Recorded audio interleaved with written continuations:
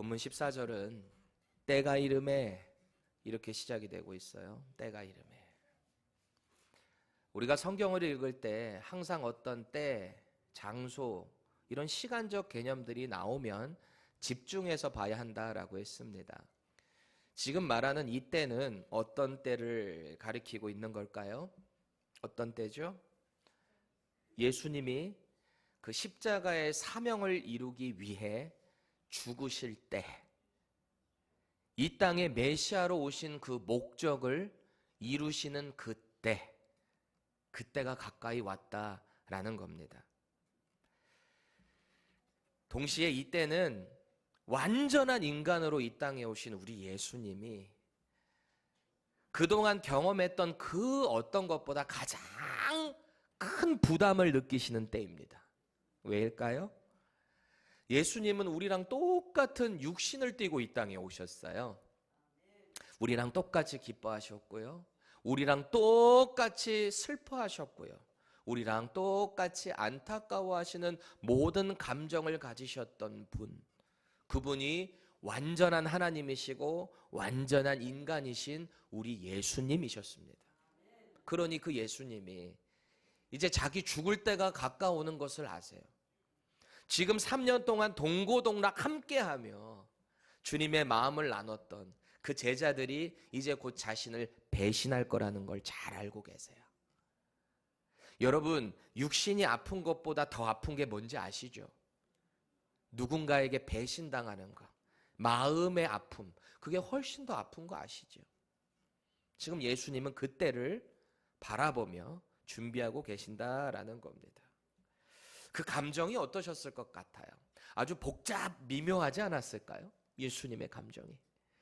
이제 곧 죽으실 그때가 다가옴에 따라 주님은 여러 가지 감정이 마음에 있었을 겁니다. 이런 순간에 예수님 오늘 본문에 보니까 제자들과 함께 유월절의 만찬을 함께 하고 계십니다.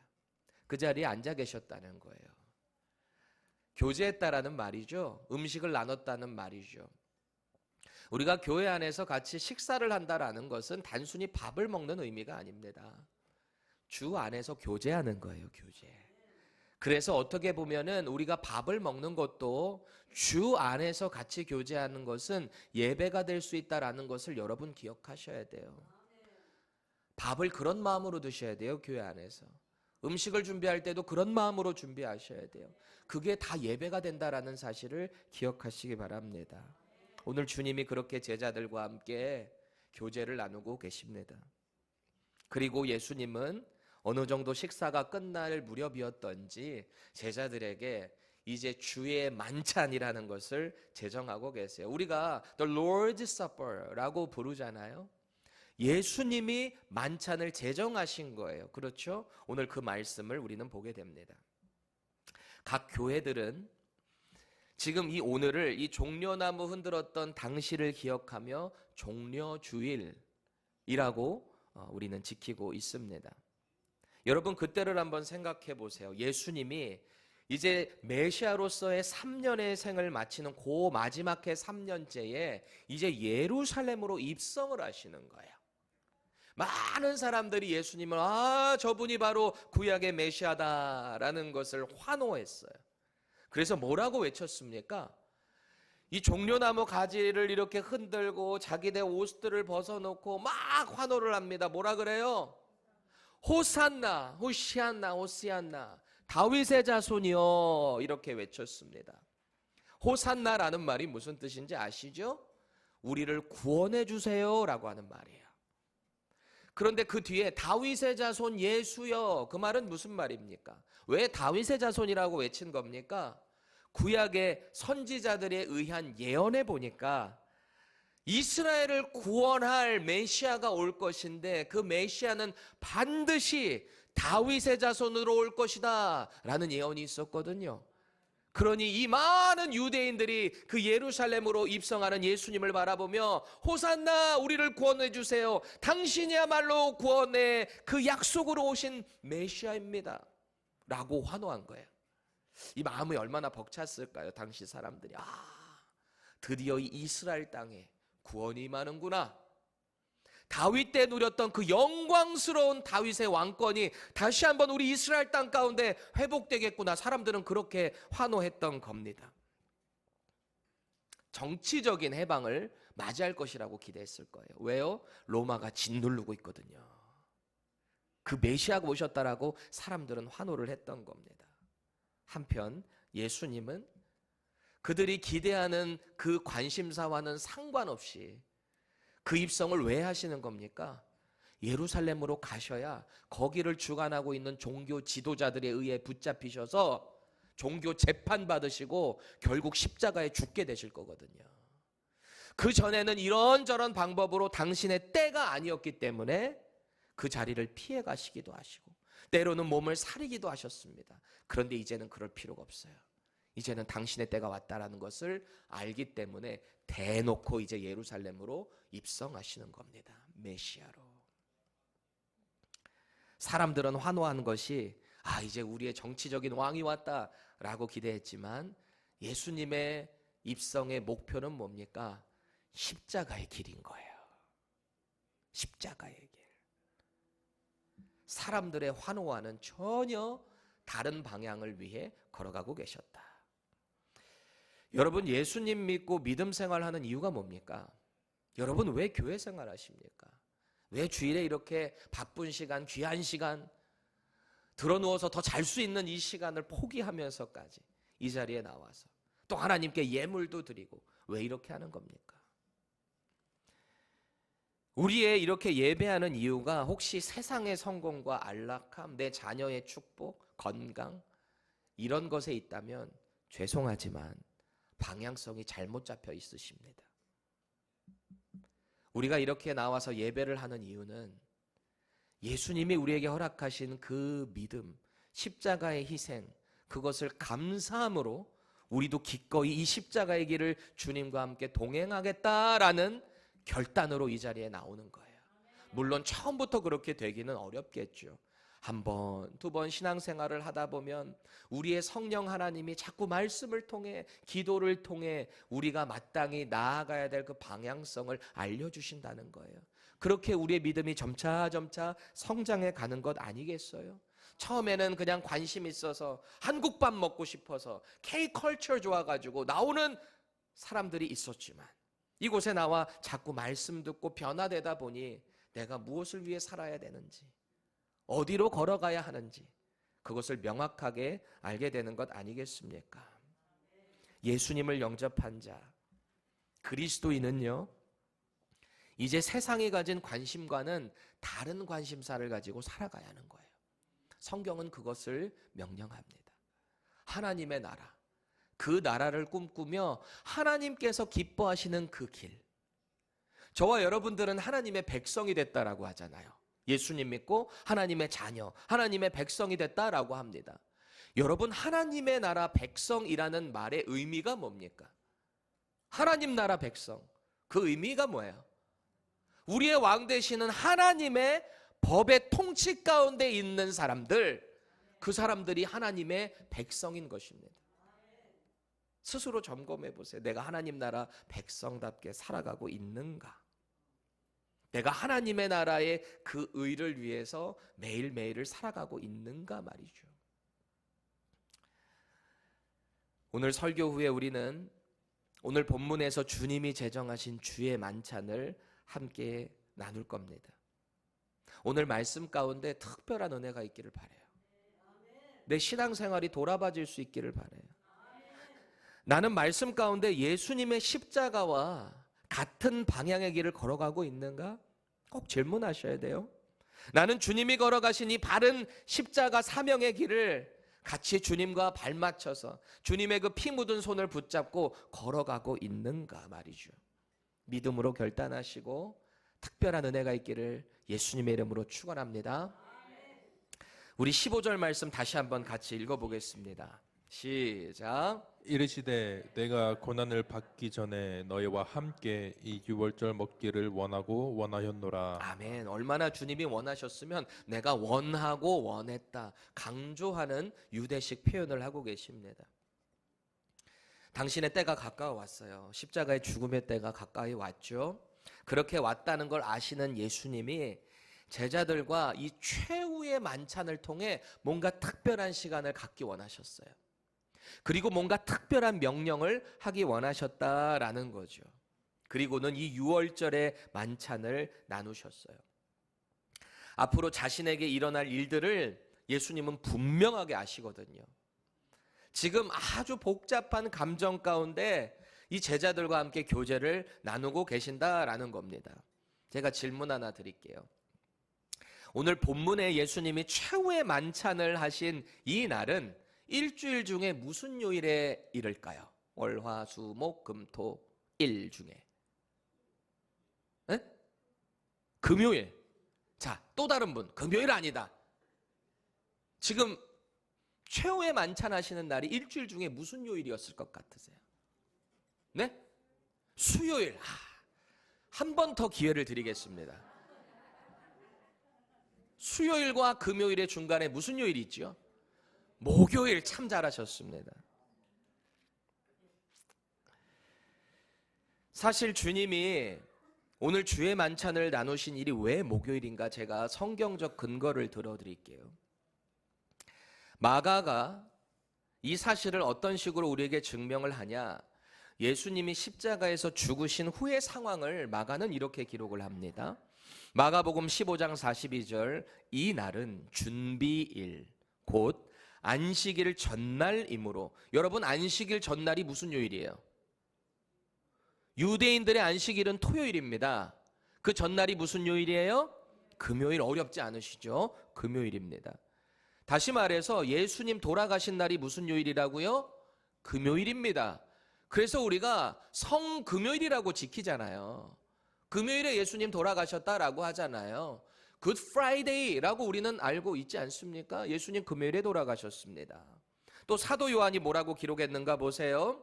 예수님 죽으시는 그날이 언제였는가? 우리 같이 읽습니다. 시작. 이날은 준비일이라. 유대인들은 그 안식일이 큰 날이므로 그 안식일에 시체들을 십자가에 두지 아니하려 하여 빌라도에게 그들의 다리를 꺾어 시체를 치워달라 하니. 아멘. 여기 보니까 안식일을 준비하는 전날, 역시 금요일이죠.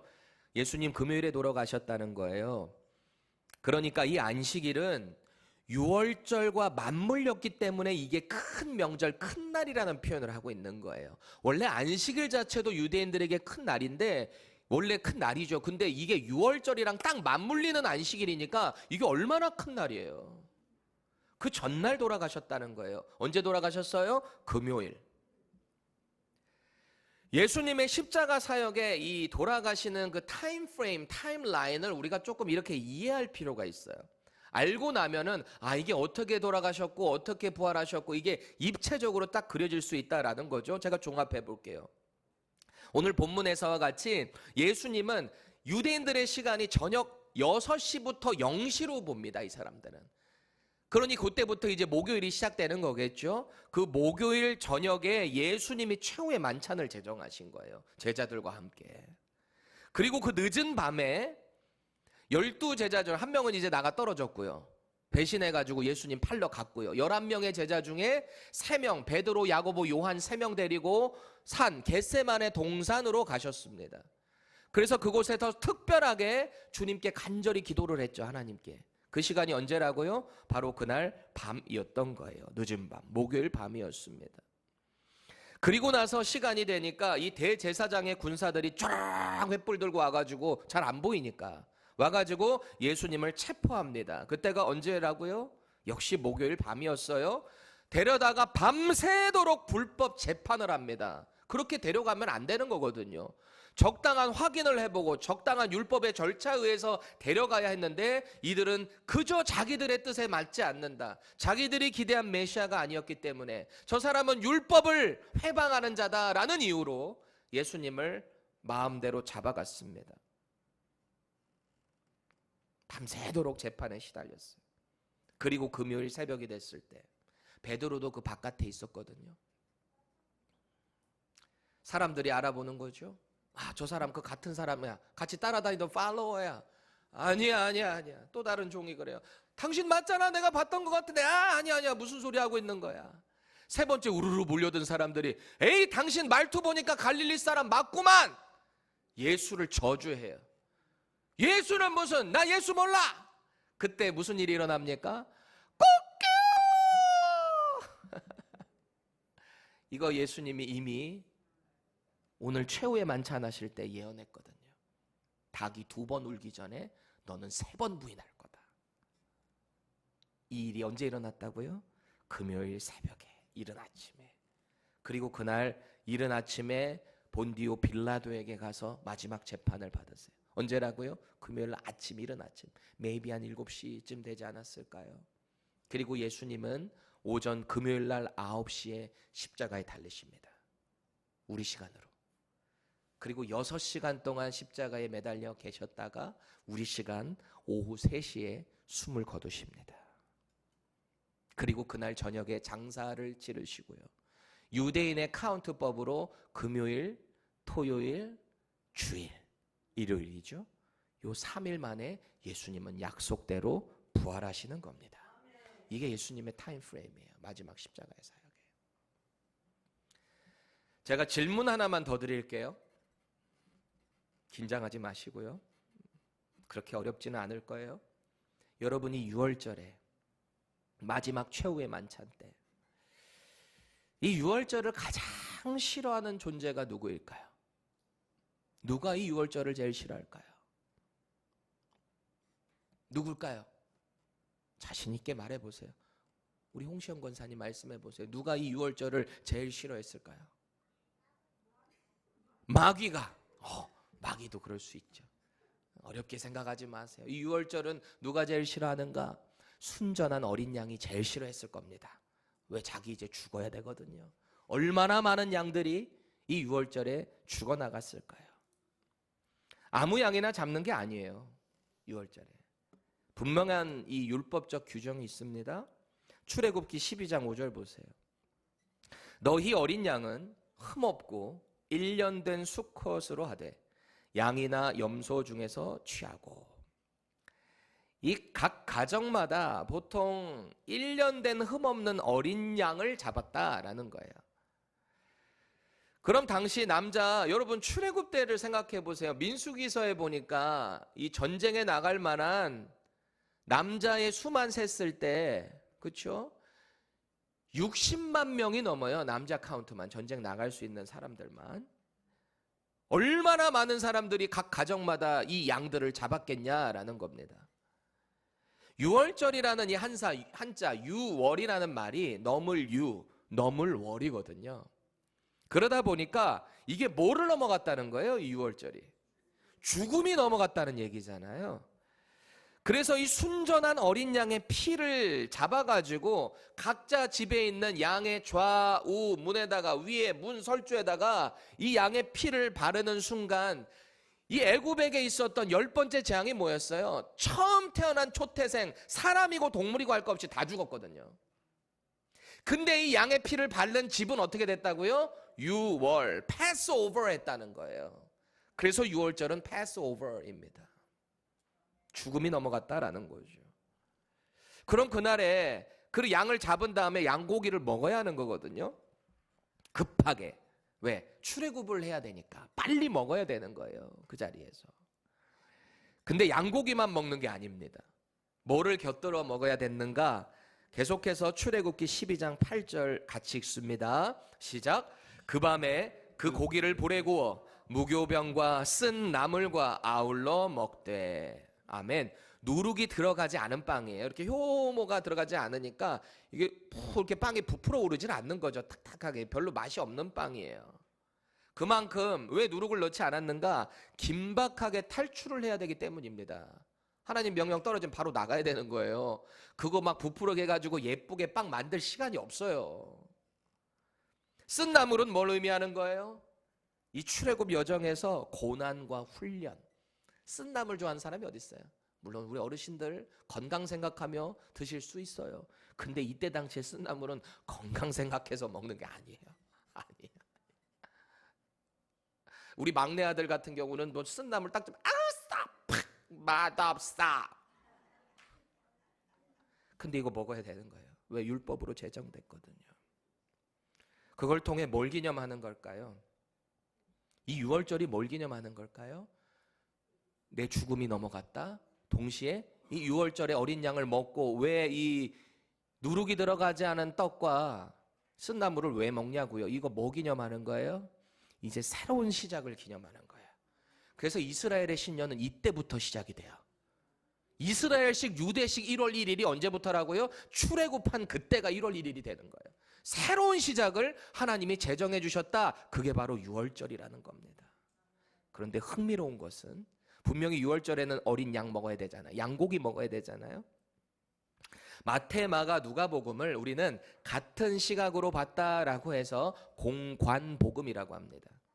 근데 여기 공관복음에 보면 이 주의 만찬, 오늘 본문이 나오는 이 마지막 제정하는 그 내용에 이제 유월절의 만찬이잖아요. 그럼 반드시 어떤 메인 디쉬가 있어야 된다고요? 여기에 양고기가 있어야 되잖아요. 그런데 양고기를 언급하지 않습니다. 양고기 언급 안 해요. 물론 기존 식사에서 먼저 드셨을 수도 있어요. 그런데 이 공관복음의 새 저자가 동일하게 유월절에 그 양고기를 언급하지 않는 이유가 있어요. 의도적으로 적지 않았다라는 겁니다. 왜일까요? 영원한 죽음의 심판을 패스 오버, 넘겨버리는 게 유월절이라고 했죠. 더 이상은 이 양의 피 때문에 죽음이 넘어가는 게 아니라는 거예요. 이제는 누구의 피로 이 죽음이 넘어간다는 거예요? 예수님으로. 지금 그 제정이 본문 가운데 나오고 있는 거죠. 그렇게 유월절에 어린 양이 직접 자신이 되신다는 거예요. 그 십자가에서 죽으실 때가 가까이 왔다. 오늘 본문이 그것을 이야기하고 있는 거죠. 그래서 오늘 예수님이요, 15절 보세요. 그 십자가의 고난을 받기 전에 이 제자들과 그동안에 함께했던, 열심히 하나님 나라를 가르치고 그 원리를 가르쳤던 이 제자들과 함께 음식을 간절히 나누기를 원했다는 거예요. 원하고 원했다라는 겁니다. 계속해서 16절 보세요. 이 유월절이 하나님 나라에서 이루기까지 다시 먹지 아니하리라. 우리 주님이 이런 말씀을 하세요. 왜 이런 말씀을 하신 걸까요? 왜 다시는 먹지 않겠다 이 말씀을 하셨을까요? 여기서 유월절이 하나님 나라에서 이루어진다는 이 표현을 우리는 먼저 이해를 해야 합니다. 예수님이 왜 이 말씀을 하셨는가? 하나님 나라에서 이루어지는 유월절은 뭘 의미하는 걸까요? 하나님 나라에서 유월절, 이게 뭘 말하는 걸까요? 예수님이 분명히 재림에 오실 겁니다. 성경이 약속합니다. 반드시 오시는 거예요. 심판주로 오세요. 그때는 하늘에서 열리는 그 이후에 어린 양의 혼인잔치를 말씀하시는 거예요. 지금 이미 주님은 죽으시기도 전부터 죽으시고 부활하시고 하늘에 오르셔서 궁극적으로 하나님 나라에서 잔치, 어린 양의 혼인 잔치를 미리 여기서 말씀하고 계셨다라는 겁니다. 우리가 이 사실을 지금 우리는 성경 통해 알잖아요. 그러니 예수님께서 그 하나님 나라의 그 혼인 잔치를 얼마나 많은 비유로 말씀하셨습니까? 우리 너무나 잘 알고 있는 슬기로운 5처녀, 10명의 처녀가 있는데 5처녀는 딱 자기들이 예상되는 것만큼만 기름 갖고 있으니 진짜 신랑이 오는 그때는 기름이 떨어져가지고 나 기름 좀 빌려줄 수 있어? 나머지 슬기로운 5처녀는 안 돼. 내가 유지할 것밖에 없어. 이 5처녀만 그 잔치로 들어갈 수 있는 거죠. 그렇죠? 또 어떤 얘기가 있어요? 열심히 일해서 달란트 남긴 사람들 이야기. 여러분 잘 아시죠? 5달란트, 2달란트, 1달란트 남긴 사람들 이야기. 이거 가지고 더 많은 사업을 해서 돈을 남겨라 라고 했더니 5달란트도 2달란트도 2배로 남겼네요. 근데 1달란트는요, 주인을 엄청나게 오해했어요. 나는 이 1달란트밖에 안 줬어. 이거 괜히 하나 갖고 하다가 이거 말아먹으면 안 되니까 땅에다가 좀 묻어놔야 되겠다. 주님 여기 있습니다. 하나 있습니다. 이 게으르고 악한 종아, 그 하나까지 뺏겨서 5달란트 가진 사람한테 넘겨주잖아요. 유월절의 혼인잔치에 참여하지 못해요. 5달란트, 2달란트 둘 다 똑같은 칭찬을 받아요. 주의 잔치에 참여해라. 달란트의 문제가 아니에요. 신실함의 문제예요. 여러분들에게도 주님이 다 달란트 주셨어요. 내가 돈이 많아서, 내가 시간이 많아서, 내가 건강해서가 문제가 아니에요. 내가 하나님 앞에서 얼마나 헌신하느냐가 문제예요. 어떤 방향성을 가지고 말이죠. 그리고 임금의 아들 잔치에 초청받은 비유도 있잖아요. 길거리에 나가는 모든 사람들 다 데리고 와. 원래 초대받은 사람들이 다 거부했잖아요. 나는 어디 뭐 장가를 가야 되니까, 나는 뭐 비즈니스를 해야 되니까. 왕이 뭐라고 해요? 야, 저기 길거리에 나가가지고 그 고난, 옛날 개혁개정에는 더 이게 파워풀하게 기록된, 가서 병신들도 데리고 와 그래요. 개혁 성경에 보면 다리 저는 자, 뭐 이런 자, 세상에 소외된 자들 다 데리고 와. 하나님 나라의 혼인잔치에는 이 땅에서의 잘 나가는 거 소용없어요.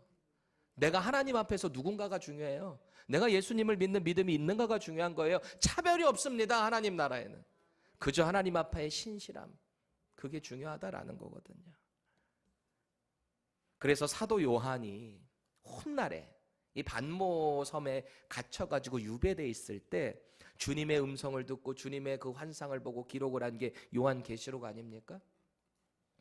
요한계시록 19장 9절에 이런 말씀을 합니다. 우리 같이 읽습니다. 시작. 천사가 내게 말하기를 기록하라. 어린 양의 혼인잔치에 청함을 받은 자들은 복이 있도다 하고. 아멘. 어린 양의 혼인잔치에 청함을 받은 자들은 복이 있다. 누가 청함 받는 거예요? 이 잔치에 누가 청함 받은 거예요? 예수님 믿는 사람들. 예수님 믿는 사람. 옆 사람 보면서 한번 얘기해 보세요. 당신 참 복 받은 사람입니다. 복 받은 사람들이에요. 예수님 믿는 믿음으로 이 어린 양의 혼인잔치에 초청받은 사람들이라는 거예요. 이 믿음을 끝까지 유지해 나가시기 바랍니다. 신실하시기를 바랍니다. 이제 예수님은 세상으로 보내심 입은 자들이라는 뜻의 이 사도들에게요, 꼭 기억하고 지켜야 될 것, 그리고 저와 여러분들을 향해서 이 주의 만찬을 제정하세요. 17절 보세요. 잔에 포도주를 채우십니다. 그리고 축사를 하십니다. 그리고 차례에 따라서 이것을 따라서 나눠주시는 거예요. 이 잔 나눔은요, 이제 이 땅에서는 다시는 이루어지지 않는다라고 말씀하세요. 제자들이 의아해했을 거예요. 아니 주님, 왜 이 좋은 포도주와 이 좋은 만찬을 왜 더 이상 안 한다 그러시지? 그렇게 생각했을지 모르겠어요. 여러분, 지금 예수님이 왜 더 이상 이 포도주 안 마시겠다고 하신 걸까요? 몸이 안 좋아서? 포도주 먹지 말라고 이제 너희들도 그런 말 한 걸까요? 어려울 이유가 전혀 없어요. 왜냐하면 예수님은 이제 곧 죽으실 거거든요. 그렇죠? 십자가에서 죽으시고 부활하시고 이제 하나님 나라로 가실 거거든요. 우리가 거할 초소를 예비하러 가신다 그랬잖아요. 그러니 예수님은 이 땅에서 이제 육신의 몸을 띠고 더 이상 유월절의 만찬을 함께 하실 수가 없어요. 그렇잖아요. 대신에 예수님이 약속하신 게 있죠. 뭘 약속하셨죠? 나는 이제 너희들이 거할 처소를 준비하러 갈 거야. 그런데 너희들 나 간다고 너무 걱정하지 마. 나와 같은 보혜사가요, 헬라어로 우리랑 함께 한다라는 뜻이에요. 파라클레토스라고 하는 헬라어 단어인데, 파라가 with라는 뜻입니다. 함께, 우리의 옆에서, 곁에서. 그래서 이렇게 해석을 하다 보니 다양한 뜻으로 이 보혜사가 해석이 돼요. 때로는 advocate, 우리를 지지해 주는 사람, 때로는 healer, 때로는 helper. 우리를 이렇게 옆에서 도와주고 지지해 주시는 분이 우리 성령 하나님인데요. 원래 이 역할을 누가 하셨다고요? 예수님이. 왜요? 내가 나와 같은 또 다른 파라클레토스를 너희에게 보내준다라고 약속했거든요. 그분이 누구예요? 성령님. 예수님은 이 예루살렘 이스라엘 땅 안에만 제한되셨잖아요. 근데 성령님은 영이시잖아요. 하나님의 거룩한 영, 그분은 어디든지 다 계시는 거예요. 우리가 바다 밑을 가도 산 꼭대기를 가도 어디 저기 오지를 가도, 내가 골방에 있어도 어디에 숨어 있어도 동굴 안에 들어가 있어도 우리 성령 하나님 우리랑 늘 함께 하신다. 그 하나님이 여러분을 지지해 주신대요. 우리의 믿음을 지지해 주시고 도와주시고 치료해 주시고 길을 안내해 주시고요. 제일 중요한 거 예수 믿는 믿음 주시고요. 그리고 또 중요한 거 우리가 어떻게 기도해야 될지를 모르잖아요. 우리 맨날 하나님 맨날 이거 해주세요 저거 해주세요. 하나님 내 아들 낳게 해주세요 딸 낳게 해주세요. 하나님 내 시험 좀 붙게 해주세요. 좋은 남편 좀 만나게 해주세요. 좋은 아내 좀 만나게. 맨날 우리 기도 다 이런 거 아니에요? 근데 사도 바울이 뭐라고 말하냐면요, 이 성령 하나님은 어떤 역할을 또 하시냐면 우리가 마땅히 어떻게 기도해야 될 바를 모를 때 성령이 친히 탄식함으로 우리를 위해 간구해 주신다. 그게 성령님이에요. 우리의 모든 믿음의 시작이 성령님이고요. 신앙생활의 모든 시작과 중간과 결정이 다 성령 하나님의 도우심을 통해서 가능하게 된다라는 겁니다. 이제 우리는 성령 하나님과 함께 이 6월절의 만찬을 나눌 수 있게 되는 겁니다. 그 성령님을 통해 우리는 6월절의 어린 양 대신 예수님을 기념하게 되는 거예요. 그렇게 예수님이 주의 만찬을 본격적으로 제정하십니다. 19절 보세요. 이것은 너희를 위하여 주는 내 몸이라. 너희가 이를 행하여 나를 기념해라. 그러십니다. 계속해서 20절 보세요. 이 잔은 내 피로 세우는 새 언약이니 곧 너희를 위하여 붓는 것이라. 우리는 지금 이 의미가 뭔지 알잖아요. 주님이 지금 어떤 마음으로 제자들에게 이런 말씀을 하고 계시는가? 우리 짐작이 가죠. 흠없는 어린 양의 피가 진문에 발라진 곳에 죽음이 넘어갔어요. 마찬가지로 이제 십자가에서 찍히실 예수님의 피, 머리에 가시면류관을 쓰시면서 머리부터 발끝까지 흘러내리는 그의 피를 통해서 우리의 죄 사함이 이루어진다라는 겁니다. 영원한 저주에서 벗어나서 이제 예수 그리스도를 믿는 그 믿음으로 해방을 향해 걸어간다라는 것입니다. 그게 새 언약인 거예요. 이 복을 제자들과 함께 나누고 계신 겁니다. 오늘 예수님이 왜 당신의 살과 피를 기념하라라고 명령하실까요? 여러분, 이것을 우리가 언제 기념해야 한다라는 걸까요? 예수님은 언제 해야 돼요? 오늘 주의 만찬만 하늘 때일까요? 아니요. 우리의 매일에 눈을 뜨는 그 순간에도 내가 어떻게 구원받았는가, 이거를 늘 기념하라는 겁니다. 우리 인생의 모든 순간마다 예수님의 살에 찢기심 그리고 그의 흘리신 피를 통해서 우리는 구원받았다, 이것을 매일 너무 강하게 얘기했나 봐요.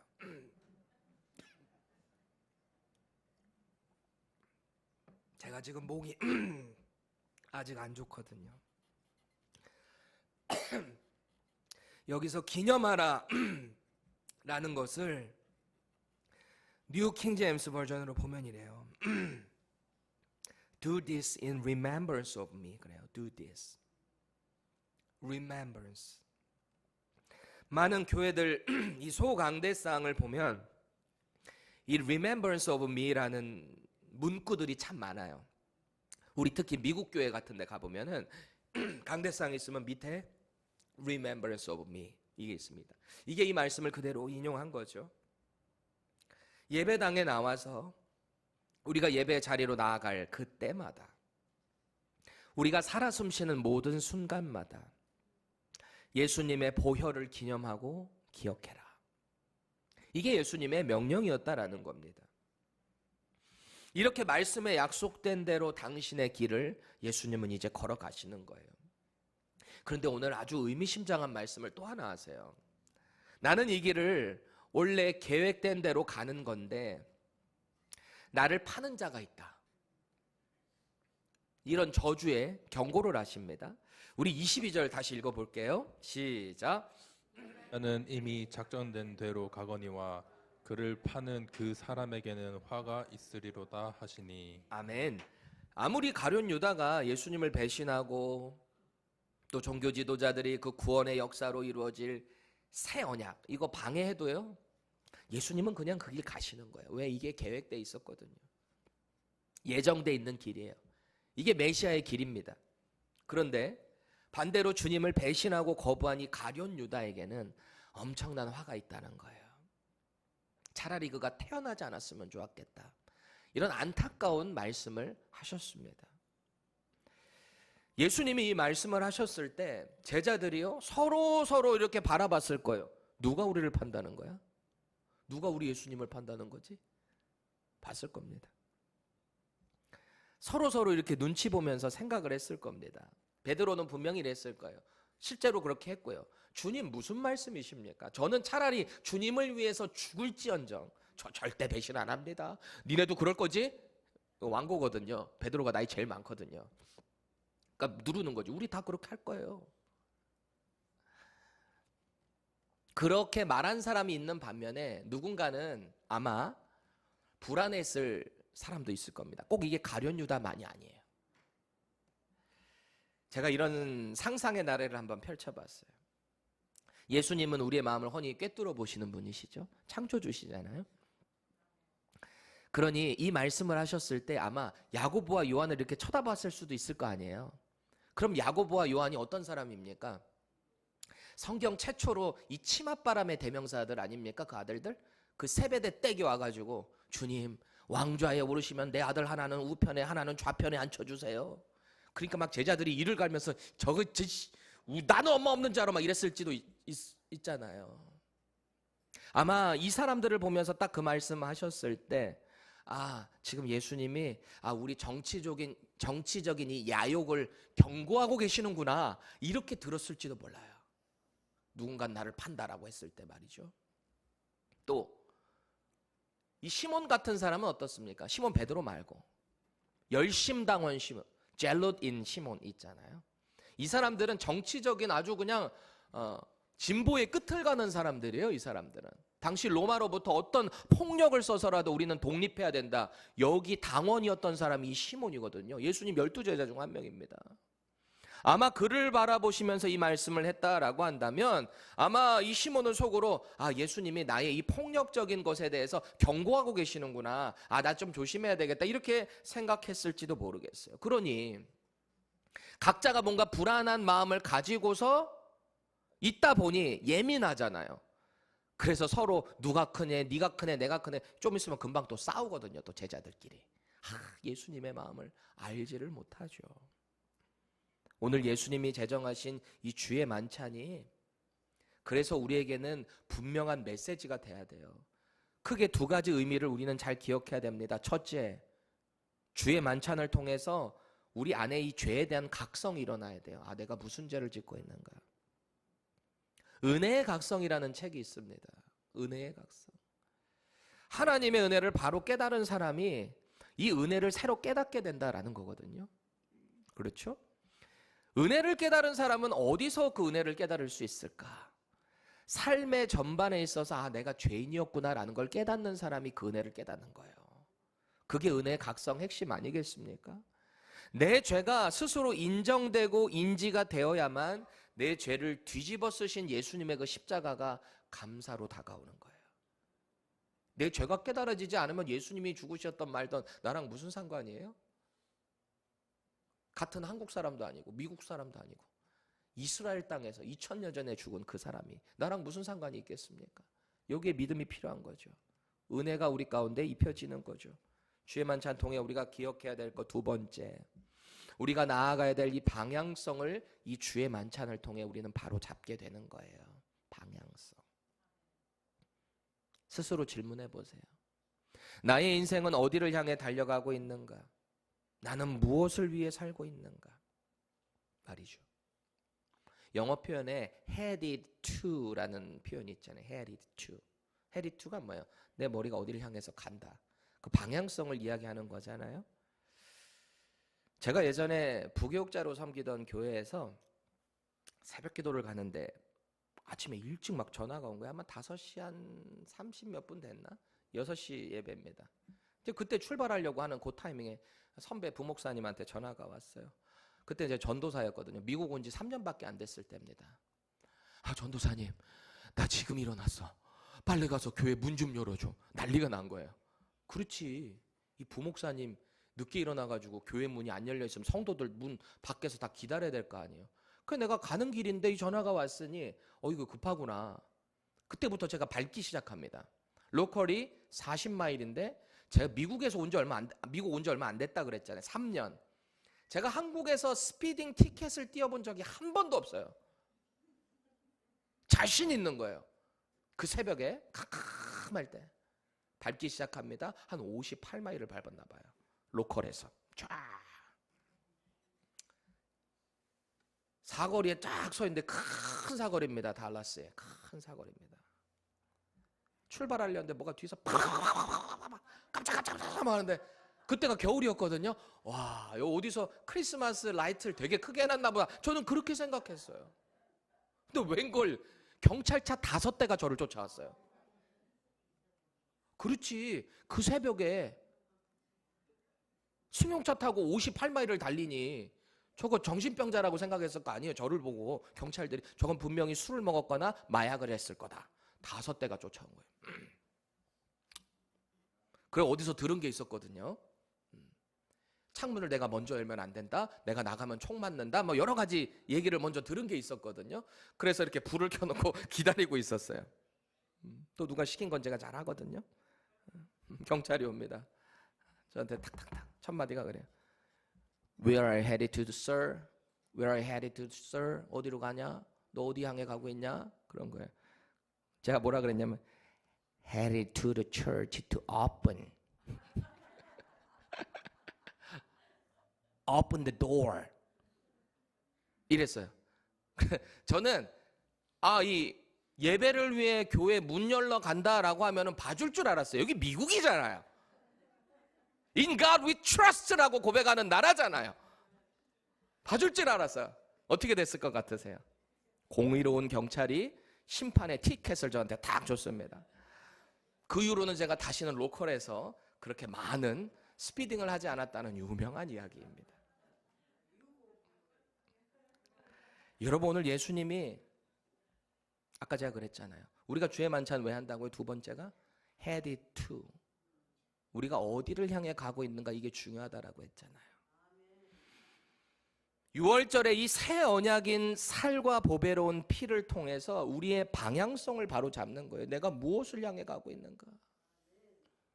왜 우리가 살다 보면 우리의 방향성이 언제나 다른 곳을 향해서 치우칠 때가 많아요. 좌로나 우로나 치우치지 말라고 하는데 우리 치우칠 때 너무 많잖아요. 너무 바빠서, 너무 심심해서, 너무 힘들어서, 너무 돈이 많이 벌려서 이 하나님을 향해 갈 데가 없어. 그렇죠? 차라리 가난하고 힘들면 주님만 바라보고 나갈 텐데 너무 많이 누리다 보니까, 너무 안정성이 있다 보니까 말이죠. 나의 수고가, 나의 노력이 내 인생을 끌어가려고 하는 그 타이밍이 방향성을 놓쳤다는 거예요. 그럼 우리 어떻게 해야 되고 다시 픽스해야 돼요. Headed to Jesus로. 예수님의 살과 피를 기억해야 돼요. 잘 remembers of me. 우리 안에 예수님이 잘 기억될 때 우리는 이 방향성을 향해 바로 갈 수 있다라는 겁니다. 사랑하는 여러분, 교회 여러분, 우리는 예수님의 이 찢기신 살과 피를 통해서 구원받은 사람이에요. 이 사실을 진심으로 기억해야 돼요. 그때 우리 삶에는 반드시 변화가 일어나요.